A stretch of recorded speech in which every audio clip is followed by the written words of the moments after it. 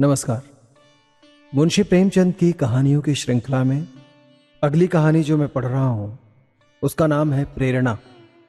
मानसरोवर के भाग 4 की पहली कहानी है प्रेरणा। मेरी कक्षा में सूर्य प्रकाश से ज्यादा उद्यमी कोई लड़का न था, बल्कि यूं कहिए कि अध्यापन काल के 10 वर्षों में मुझे ऐसी विषम प्रकृति के शिष्य से साबका न पड़ा था। कपट क्रीड़ा में उसकी जान बसती थी। अध्यापकों को बनाने और चिढ़ाने, उद्योगी बालकों को छेड़ने और रुलाने में ही उसे आनंद आता था। ऐसे ऐसे षड्यंत्र रचता, ऐसे ऐसे फंदे डालता, ऐसे ऐसे बंधन बांधता कि देखकर आश्चर्य होता था। गिरोहबंदी में अभ्यस्त था। खुदाई फौजदारों की एक फौज बना ली थी और उसके आतंक से शाला पर शासन करता था। मुख्य अधिष्ठाता की आज्ञा टल जाए, मगर क्या मजाल कि कोई उसके हुक्म की अवज्ञा कर सके। स्कूल के चपरासी और निर्दली तो उससे थर थर कांपते थे। इंस्पेक्टर का मुआयना होने वाला था। मुख्य अधिष्ठाता ने हुक्म दिया कि लड़के निर्दिष्ट समय से आधा घंटा पहले आ जाए। मतलब यह था कि लड़कों को मुआयने के बारे में कुछ जरूरी बातें बता दी जाए। मगर 10 बज गए। इंस्पेक्टर साहब आकर बैठ गए और मदरसे में एक लड़का भी नहीं। 11 बजे सब छात्र इस तरह निकल पड़े जैसे कोई पिंजरा खोल दिया गया हो। इंस्पेक्टर साहब ने कैफियत में लिखा, डिसिप्लिन बहुत खराब है। प्रिंसिपल साहब की खूब किरकिरी हुई। अध्यापक बदनाम हुए और यह सारी शरारत सूर्य प्रकाश की थी। मगर बहुत पूछताछ करने पर भी किसी ने सूर्य प्रकाश का नाम तक न लिया। मुझे अपनी संचालन विधि पर गर्व था। ट्रेनिंग कॉलेज में इस विषय में मैंने ख्याति प्राप्त की थी, मगर यहां मेरा सारा संचालन कौशल जैसे मोर्चा खा गया था। कुछ अकल ही काम न करती थी कि शैतान को कैसे सन्मार्ग पर लाए। कई बार अध्यापकों की बैठक हुई, पर यह गिरा न खुली। नई शिक्षा विधि के अनुसार मैं दंड नीति का पक्षपाती न था, मगर यहां हम इस नीति से केवल इसलिए विरक्त थे कहीं उपचार से भी रोग असाध्य न हो जाए। सूर्य प्रकाश को स्कूल से निकाल देने का प्रस्ताव भी किया गया, पर इसे अपनी अयोग्यता का प्रमाण समझकर हम इस नीति का व्यवहार करने का साहस न कर सके। लगभग 20-22 अनुभवी और शिक्षा शास्त्र के आचार्य एक 12-13 साल के उदंड बालक का सुधार न कर सके। यह विचार ही बहुत ही निराशाजनक था। यूं तो सारा स्कूल उससे त्राही त्राही करता था, मगर सबसे ज्यादा संकट में मैं था, क्योंकि वो मेरी कक्षा का छात्र था और उसकी शरारतों का कुफल मुझे भोगना पड़ता था। मैं स्कूल आता तो हर दम यही खटका लगा रहता था कि देखें आज क्या विपत्ति आती है। एक दिन मैंने अपनी मेज की दराज खोली तो उसमें एक बड़ा सा मेढक निकल पड़ा। मैं चौंक कर पीछे हटा तो क्लास में एक शोर मच गया। उसकी ओर सरोष नेत्रों से देख कर रह गया, कुछ कर न सका। सारा घंटा उपदेश में बीत गया और यह पट्टा सिर झुकाए नीचे मुस्कुरा रहा था। मुझे आश्चर्य होता था कि यह नीचे की कक्षाओं में कैसे पास हुआ था। एक दिन मैंने उससे गुस्से से कहा, तुम इस कक्षा में उम्र भर रहोगे, कभी पास नहीं हो सकते। और सूर्य प्रकाश, उसने अविचलित भाव से कहा, आप मेरे पास होने की चिंता न करिए, मैं हमेशा पास हुआ हूं और अब की भी हो जाऊंगा। मैंने कहा, असंभव को संभव कर देना मेरा काम है। असंभव संभव हो जाएगा। मैं आश्चर्य से उसका मुंह देखने लगा। ज़हीन से ज़हीन लड़का भी अपनी सफलता का दावा इतने निर्विवाद रूप से नहीं कर सकता था। मैंने सोचा वो प्रश्न पत्र उड़ा लेता होगा। मैंने मन ही मन प्रतिज्ञा की, अब की इसकी एक चाल भी न चलने दूंगा। देखूं कितने दिन इस कक्षा में पड़ा रहता है, आप घबरा कर निकल जाएगा। वार्षिक परीक्षा के अवसर पर मैंने असाधारण देखभाल से काम लिया, मगर जब सूर्य प्रकाश का उत्तर पत्र देखा तो मेरे विस्मय की सीमा न रही। मेरे 2 पर्चे थे, दोनों ही में उसके नंबर कक्षा में सबसे अधिक थे। मुझे खूब मालूम था कि वो मेरे किसी पर्चे का कोई प्रश्न भी हल नहीं कर सकता।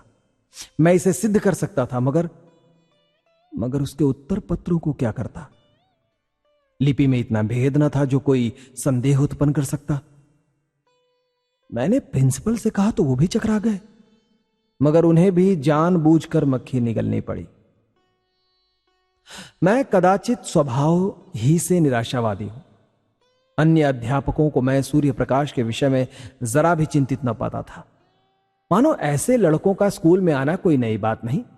मगर मेरे लिए वो एक विकट रहस्य था। अगर यही ढंग रहे तो एक दिन या तो जेल में होगा या पागल खाने में। खैर, उसी साल मेरा तबादला हो गया और मैं वहां से निकल गया। यद्यपि यहां का जलवायु मेरे अनुकूल था, प्रिंसिपल और अन्य अध्यापकों से मैत्री हो गई थी, मगर मैं अपने तबादले से खुश हुआ, क्योंकि सूर्य प्रकाश मेरे मार्ग का कांटा न रहेगा। लड़कों ने मुझे विदाई की दावत दी और सब के सब स्टेशन तक पहुंचाने आए। उस वक्त सभी लड़के आंखों में आंसू भरे हुए थे। मैं भी अपने आंसुओं को रोक न सका। सहसा मेरी निगाह सूर्य प्रकाश पर पड़ी, जो सबसे पीछे खड़ा था। मुझे ऐसा मालूम हुआ कि उसकी आंखें भी भीगी थी। मेरा जी बार बार चाहता था कि चलते चलते उससे दो चार बातें कर लूं। शायद वो भी मुझसे कुछ कहना चाहता था, मगर न मैंने और न ही उसने। हम दोनों में से किसी ने पहले बात करने की चेष्टा नहीं की। हालांकि इस बात का मुझे बहुत दिनों तक खेद रहा। उसकी झिझक तो क्षमा की योग्य थी, पर मेरा अवरोध अक्षम्य था। संभव था उस करुणा और ग्लानि की दशा में मेरी दो चार निष्कपट बातें उसके दिल पर असर कर जाती, मगर इन्हीं खोए हुए अवसरों का नाम तो जीवन है। गाड़ी मंद गति से चली। लड़के कई कदम तक उसके साथ दौड़े। मैं खिड़की के बाहर सिर निकाले खड़ा था। कुछ देर मुझे उनके हिलते हुए रुमाल नजर आए, फिर वे रेखाएं आकाश में विलीन हो गई। मगर एक अल्पकाय मूर्ति अब भी प्लेटफॉर्म पर खड़ी थी। मैंने अनुमान किया वो सूर्य प्रकाश है। उस समय मेरा हृदय किसी विकल कैदी की भांति घृणा, मलिन्य और उदासीनता के बंधनों को तोड़ तोड़कर उसे गले मिलाने के लिए तड़प रहा था। हाँ, नए स्थान की नई चिंताओं ने बहुत जल्द मुझे अपनी ओर आकर्षित कर लिया। पिछले दिनों की याद एक हसरत बनकर रह गई। न किसी का कोई खत आया, न मैंने कोई खत लिखा। शायद दुनिया का यही दस्तूर है। वर्षा के बाद वर्षा की हरियाली कितने दिनों रहती है। संयोग से मुझे इंग्लैंड में विद्याभ्यास करने का अवसर मिल गया। वहां 3 साल लग गए। वहां से लौटा तो एक कॉलेज का प्रिंसिपल बना दिया गया। यह सिद्धि मेरे लिए बिल्कुल आशातीत थी। मेरी भावना स्वप्न में भी इतनी दूर न उड़ी थी, किंतु पदलिप्सा अब किसी और भी ऊंची डाली पर आश्रय लेना चाहती थी। शिक्षा मंत्री से रब्त जब्त पैदा किया। मंत्री महोदय मुझ पर कृपा रखते थे, मगर वास्तव में शिक्षा के मौलिक सिद्धांतों का उन्हें ज्ञान न था। मुझे पाकर उन्होंने सारा भार मेरे ऊपर डाल दिया। घोड़े पर वो सवार थे, लगाम मेरे हाथ में थी। फल ये हुआ कि उनके राजनैतिक विपक्षियों से मेरा विरोध हो गया। मुझ पर जा बजा आक्रमण होने लगे। मैं सिद्धांत रूप से अनिवार्य शिक्षा का विरोधी हूं। मेरा विचार है कि हर एक मनुष्य की उन विषयों में ज्यादा स्वाधीनता होनी चाहिए जिनका उससे निज का संबंध है। मेरा विचार है कि यूरोप में अनिवार्य शिक्षा की जरूरत है, भारत में नहीं। भौतिकता पश्चिमी सभ्यता का मूल तत्व है। वहां किसी काम की प्रेरणा आर्थिक लाभ के आधार पर होती है। जिंदगी की जरूरत ज्यादा है, इसलिए जीवन संग्राम भी अधिक भीषण है। माता पिता भोग के दास होकर बच्चों को जल्द से जल्द कुछ कमाने पर मजबूर करते हैं। इसकी जगह कि वो मद का त्याग करके 1 शिलिंग रोज की बचत कर लें, वे अपने कमसिन बच्चे को 1 शिलिंग की मजदूरी करने के लिए दबाएंगे। भारतीय जीवन में सात्विक सरलता है। हम उस वक्त तक अपने बच्चों से मजदूरी नहीं कराते जब तक कि परिस्थिति हमें विवश न कर दे। दरिद्र से दरिद्र हिंदुस्तानी मजदूर भी शिक्षा के उपकारों का कायल है। उसके मन में यह अभिलाषा होती है कि मेरा बच्चा 4 अक्षर पढ़ जाए। इसलिए नहीं कि उसे कोई अधिकार मिलेगा, बल्कि केवल इसलिए कि विद्या मानवशील का एक श्रृंगार है। अगर यह जानकर भी वो अपने बच्चे को मदरसे नहीं भेजता तो समझ लेना चाहिए कि वो मजबूर है। ऐसी दशा में उस पर कानून का प्रहार करना मेरी दृष्टि में न्याय संगत नहीं है। इसके सिवाय मेरे विचार में अभी हमारे देश में योग्य शिक्षकों का अभाव है। अर्धशिक्षित और अल्प वेतन पाने वाले अध्यापकों से आप ये आशा नहीं रख सकते कि वो कोई ऊंचा आदर्श अपने सामने रख सके। अधिक से अधिक इतना ही होगा कि 4-5 वर्ष में बालक को अक्षर ज्ञान हो जाएगा, और ये ठीक है। मैं इसे पर्वत खोदकर चूहिया निकालने के तुल्य समझता हूं। वयस प्राप्त हो जाने पर यह मसला 1 महीने में आसानी से तय किया जा सकता है। मैं अनुभव से कह सकता हूं कि युवावस्था में हम जितना ज्ञान 1 महीने में प्राप्त कर सकते हैं, उतना बाल्यावस्था में 3 साल में भी नहीं कर सकते। फिर खामखा बच्चों को मदरसे में कैद करने से क्या लाभ? मदरसे के बाहर रहकर उसे स्वच्छ वायु तो मिलती, प्राकृतिक अनुभव तो होते। पाठशाला में बंद करके तो आप उसके मानसिक और शारीरिक दोनों विधानों को जड़ से काट देते हैं। इसलिए जब प्रांतिक व्यवस्थापक सभा में अनिवार्य शिक्षा का प्रस्ताव पेश हुआ तो मेरी प्रेरणा से मिनिस्टर साहब ने उसका विरोध किया। नतीजा यह हुआ कि प्रस्ताव अस्वीकृत हो गया। फिर क्या था, मिनिस्टर साहब की ओर मेरी ले दे शुरू हो गई। कुछ न पूछिए, व्यक्तिगत आक्षेप किए जाने लगे। मैं गरीब की बीवी था, मुझे ही सबकी भाभी बनना पड़ा। मुझे देशद्रोही, उन्नति का शत्रु और नौकरशाही का गुलाम कहा गया। मेरे कॉलेज में जरा सी भी कोई बात होती तो काउंसिल में मुझ पर वर्षा होने लगती। मैंने एक चपरासी को पृथक किया, सारी काउंसिल पंजे झाड़ कर मेरे पीछे पड़ गई। आखिर मिनिस्टर साहब को मजबूर होकर उस चपरासी को बहाल करना पड़ा। यह अपमान मेरे लिए असहाय था। शायद कोई भी इसे सहन न कर सकता। मिनिस्टर साहब से मुझे शिकायत नहीं, वो मजबूर थे। हां, इस वातावरण में काम करना मेरे लिए दुस्साध्य हो गया। मुझे अपने कॉलेज के आंतरिक संगठन का भी अधिकार नहीं। अमुक क्यों नहीं परीक्षा में भेजा गया, अमुक के बदले अमुक को क्यों नहीं छात्रवृत्ति दी गई, अमुक अध्यापक को अमुक कक्षा क्यों नहीं दी जाती। इस तरह के सारहीन आक्षेपों ने मेरी नाक में दम कर दिया था। इस नई चोट ने कमर तोड़ दी। मैंने इस्तीफा दे दिया। मुझे मिनिस्टर साहब से इतनी आशा अवश्य थी कि वो कम से कम इस विषय में न्याय परायणता से काम लेंगे, मगर उन्होंने न्याय की जगह नीति को मान्य समझा और मुझे कई साल की भक्ति का यह फल मिला कि मैं पदच्युत कर दिया गया। संसार का ऐसा कटु अनुभव मुझे अब तक न हुआ था। ग्रह भी कुछ बुरे आ गए थे। उन्हीं दिनों पत्नी का देहांत हो गया। अंतिम दर्शन भी न कर सका। संध्या समय नदी तट पर सैर करने गया था। वो कुछ अस्वस्थ थी। लौटा तो उनकी लाश मिली। कदाचित हृदय की गति बंद हो गई थी। इस आघात ने कमर तोड़ दी। माता के प्रसाद और आशीर्वाद से बड़े बड़े महान पुरुष कृतार्थ हो गए। मैं जो कुछ हुआ पत्नी के प्रसाद और आशीर्वाद से हुआ था। वो मेरे भाग्य की विधात्री थी। कितना अलौकिक त्याग था, कितना विशाल धैर्य। उनके माधुर्य में तीक्ष्णता का नाम भी न था। मुझे याद नहीं आता कि मैंने कभी उनकी भ्रिकुटी संकुचित देखी हो।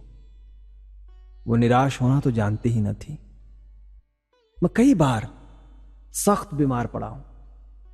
वैद्य निराश हो गए हैं, पर वो अपने धैर्य और शांति से अणु मात्र भी विचलित नहीं हुई। उन्हें विश्वास था कि मैं अपने पति के जीवन काल में मरूंगी, और वही हुआ भी।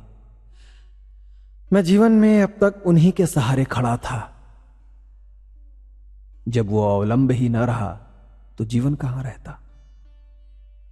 खाने और सोने का नाम जीवन नहीं है। जीवन नाम है सदैव आगे बढ़ते रहने की लगन का। यह लगन गायब हो गई। मैं संसार से विरक्त हो गया और एकांतवास में जीवन के दिन व्यतीत करने का निश्चय करके एक छोटे से गांव में जा बसा। चारों तरफ ऊंचे टीले थे। एक और गंगा बहती थी, मैंने नदी के किनारे एक छोटा सा घर बना लिया और उसी में रहने लगा। मगर काम करना तो मानवीय स्वभाव है, बेकारी में जीवन कैसे कटता। मैंने एक छोटी सी पाठशाला खोल ली। एक वृक्ष की छांव में गांव के लड़कों को जमा कर कुछ पढ़ाया करता था। उसकी यहां इतनी ख्याति हुई कि आसपास के गांव के छात्र भी आने लगे। एक दिन मैं अपनी कक्षा को पढ़ा रहा था कि पाठशाला के पास एक मोटर आकर रुकी। उसमें से उस जिले के डिप्टी कमिश्नर उतर पड़े। मैं उस समय केवल एक कुर्ता और धोती पहने हुए था। इस वेश में एक हाकिम से मिलते हुए शर्म आ रही थी। डिप्टी कमिश्नर मेरे समीप आए तो मैंने झेंपते हुए हाथ बढ़ाया, मगर वो मुझसे हाथ मिलाने के बदले मेरे पैरों की ओर झुके और उस पर सिर रख दिया। मैं कुछ सिरपिटा गया कि मेरे मुंह से तो एक शब्द भी ना निकला। मैं अंग्रेजी अच्छी लिखता हूं, दर्शन शास्त्र का भी आचार्य हूं, व्याख्यान भी अच्छे दे लेता हूं, मगर इन गुणों में एक भी श्रद्धा के योग्य नहीं। श्रद्धा तो ज्ञानियों और साधुओं ही के अधिकार की वस्तु है। हां, अगर मैं ब्राह्मण होता तो एक बात थी। हालांकि एक सिविलियन का किसी ब्राह्मण के पैरों पर सिर रखना अचिंतनीय है। मैं अभी इसी विषय में पड़ा हुआ था कि डिप्टी कमिश्नर ने सिर उठाया और मेरी तरफ देखकर कहा, आपने शायद मुझे पहचाना नहीं। इतना सुनते ही मेरे स्मृति नेत्र खुल गए। बोला, आपका नाम सूर्य प्रकाश तो नहीं है? जी हां, मैं आपका वही अभागा शिष्य हूं। 12-13 वर्ष हो गए। सूर्य प्रकाश ने मुस्कुराकर कहा, अध्यापक लड़कों को भूल जाते हैं, पर लड़के उन्हें हमेशा याद रखते हैं।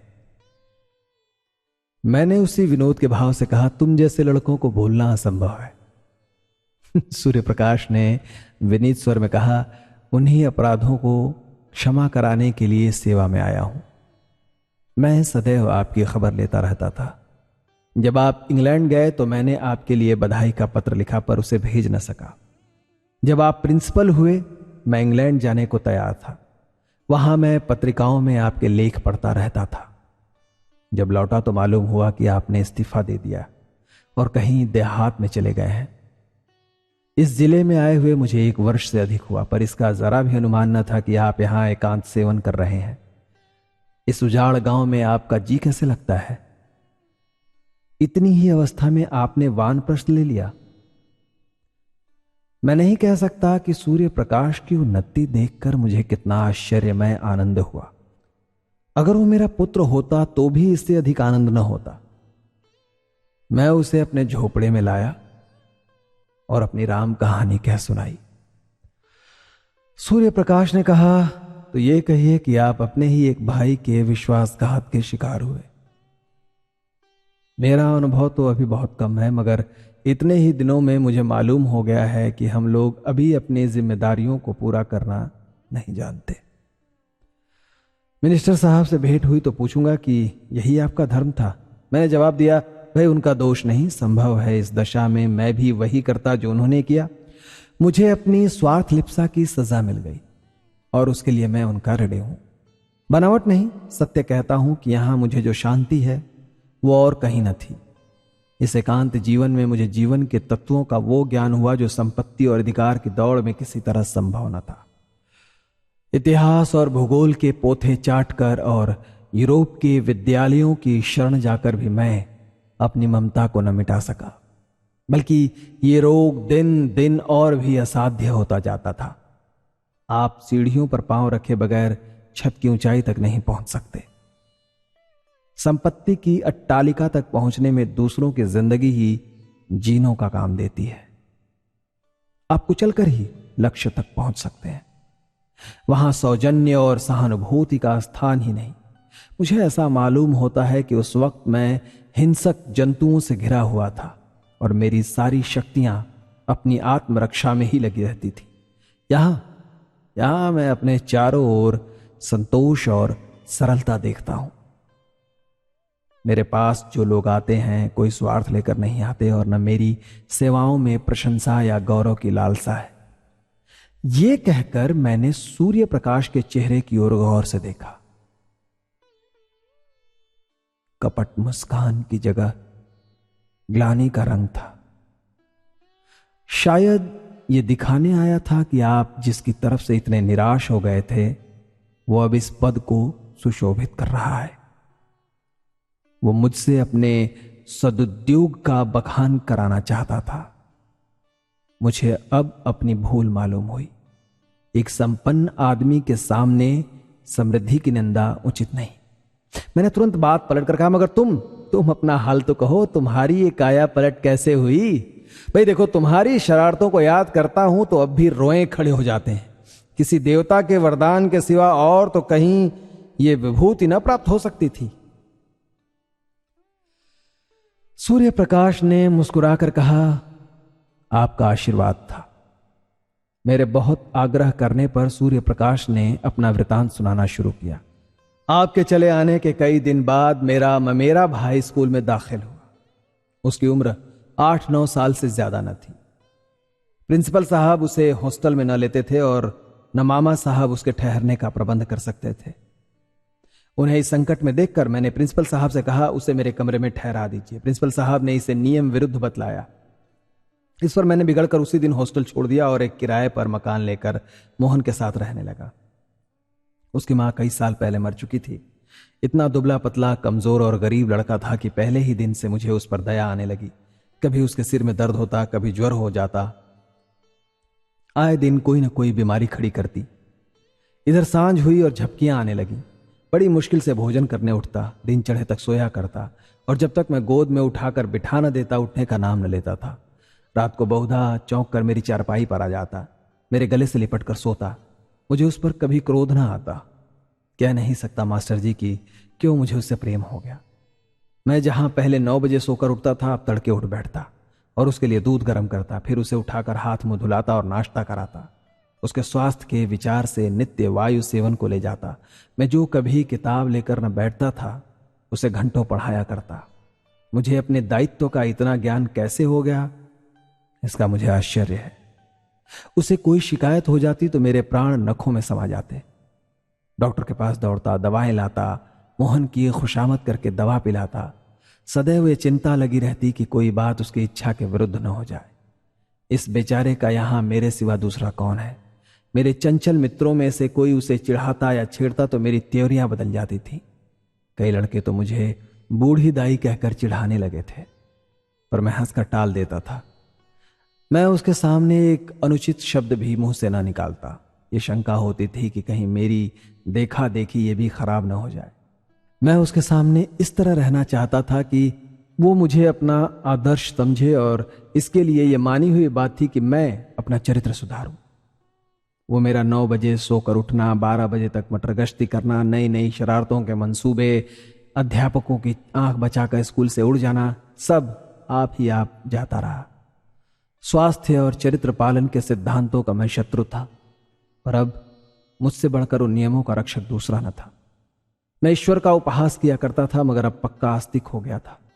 वह बड़े सरल भाव से पूछता, परमात्मा सब जगह रहते हैं तो मेरे पास भी रहते होंगे? इस प्रश्न का मजाक उड़ाना मेरे लिए असंभव था। मैं कहता, हां, परमात्मा तुम्हारे हमारे सबके पास रहते हैं और हमारी रक्षा करते हैं। यह आश्वासन पाकर उसका चेहरा आनंद से खिल उठता था। कदाचित वो परमात्मा की सत्ता का अनुभव करने लगता था। साल ही भर में मोहन कुछ से कुछ हो गया। मामा साहब दोबारा आए तो उसे देखकर चकित हो गए। आंखों में आंसू भरकर बोले, बेटा तुमने इसको जिला लिया, नहीं तो मैं निराश हो चुका था। इसका पुनीत फल तुम्हें ईश्वर देंगे। इसकी मां स्वर्ग में बैठी हुई तुम्हें आशीर्वाद दे रही है। सूर्य प्रकाश की आंखें उस वक्त भी सजल हो गई थी। मैंने पूछा, मोहन भी तुम्हें उतना ही प्यार करता था? सूर्य प्रकाश के सजल नेत्रों में हसरत से भरा हुआ आनंद चमक उठा। बोला, वो मुझे 1 मिनट के लिए भी न छोड़ता था। मेरे साथ बैठता, मेरे साथ खाता, मेरे साथ सोता। मैं ही उसका सब कुछ था। वो संसार में नहीं है, मगर मेरे लिए वो अब भी उसी तरह जीता जागता है। मैं जो कुछ हूं उसी का बनाया हुआ हूं। अगर वो दैवीय विधान के भांति मेरा पथ प्रदर्शक न बन जाता तो शायद आज मैं किसी जेल में पड़ा होता। एक दिन मैंने कह दिया था, अगर तुम रोज नहा न लिया करोगे तो मैं तुमसे न बोलूंगा। नहाने से वो न जाने क्यों जी चुराता था। मेरी इस धमकी का फल ये हुआ कि वह नित्य प्रातः काल नहाने लगा। कितनी ही सर्दी क्यों न हो, कितनी ही ठंडी हवा चले, लेकिन वो स्नान अवश्य करता था। देखता रहता था मैं किस बात से खुश होता हूं।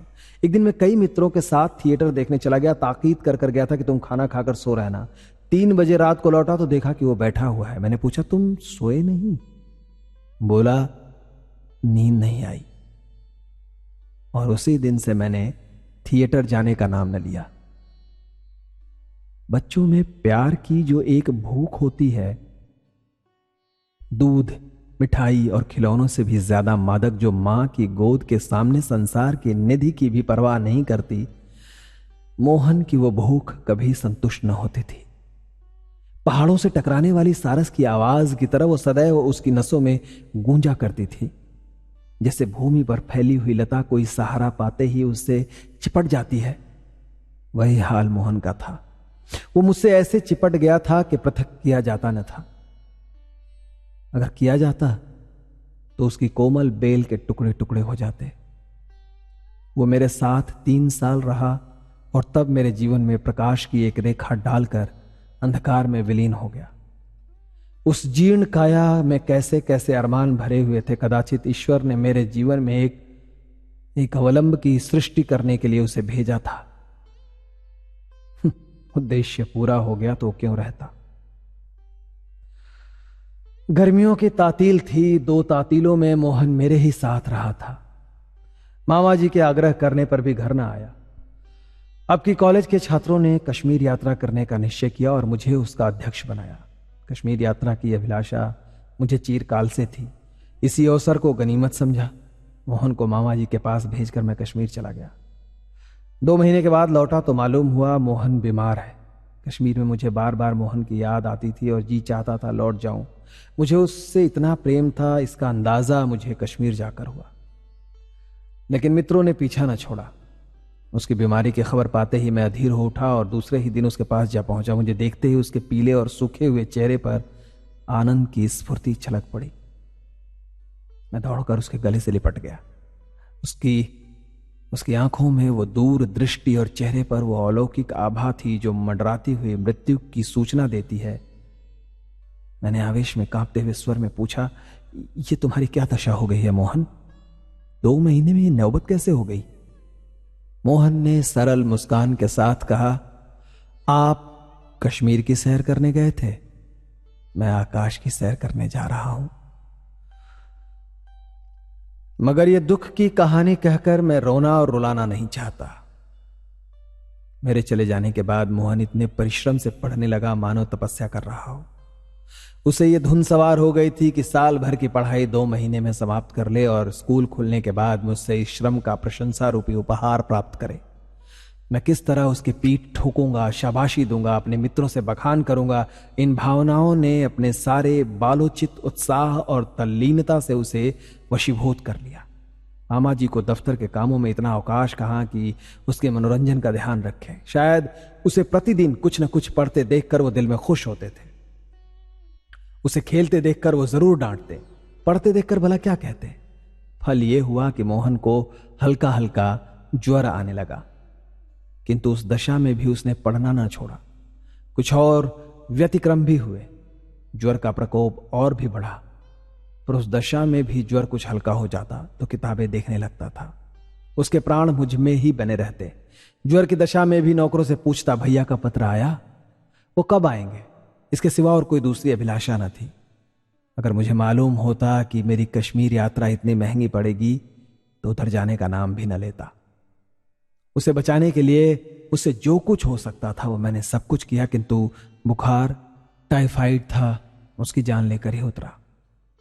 उसके जीवन के स्वप्न मेरे लिए किसी ऋषि के आशीर्वाद बनकर मुझे प्रोत्साहित करने लगे, और यह उसी का शुभ फल है कि आज आप मुझे इस दशा में देख रहे हैं। मोहन की बाल अभिलाषाओं को प्रत्यक्ष रूप में लाकर यह मुझे संतोष होता है कि शायद उसकी पवित्र आत्मा मुझे देखकर प्रसन्न होती है। यही प्रेरणा थी कि जिसने कठिन से कठिन परीक्षाओं में भी मेरा बेड़ा पार लगाया। नहीं तो आज मैं आज भी वही मंदबुद्धि सूर्य प्रकाश हूं जिसकी सूरत से आप चिढ़ते थे। उस दिन से मैं कई बार सूर्य प्रकाश से मिल चुका हूं। वो जब भी इस तरफ आता है तो बिना मुझसे मिले नहीं जाता। मोहन को अब भी वो अपना इष्ट देव समझता है। मानव प्रकृति का ये एक ऐसा रहस्य है जिसे मैं आज तक नहीं समझ सका।